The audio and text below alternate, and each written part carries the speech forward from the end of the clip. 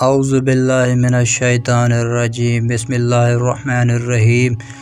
سراج احمد میرا نام ہے دوستو، ہم سب ساتھ ہیں، ہمارا یوٹیوب چینل ہے۔ امید کرتے ہیں آپ کو ویڈیو اچھی لگے گی۔ رزق میں برکت اور قرضے سے نجات کے لیے وظیفہ۔ سوال: میں 6 یا 7 سال سے اپنا کاروبار پر کام کچھ کر رہا ہوں، میرے اوپر قرضہ چڑھا ہوا ہے، جو کچھ میری کوتاہی تھی اور کچھ چیزوں میں نقصان ہوا۔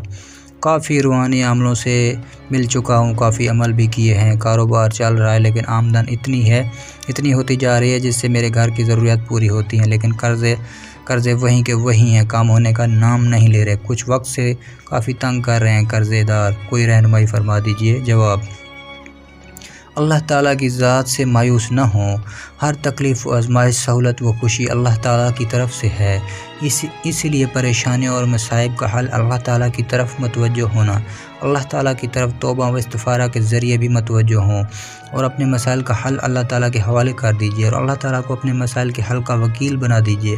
اللہ تعالیٰ کبھی آپ کا سہارا نہیں چھوڑیں گے، عملوں کے پاس جانے کی ضرورت نہیں ہے، اس سے اللہ تعالیٰ کی ذات پر ایمان اور یقین و توکل میں بھی کمی آتی ہے، اس کے بجائے درج ذیل ہدایت پر عمل کیجیے۔ اللہ تعالیٰ سے تعلق قائم کرنے اور اسے مضبوط کرنے کی ہر انسان کو ضرورت ہے۔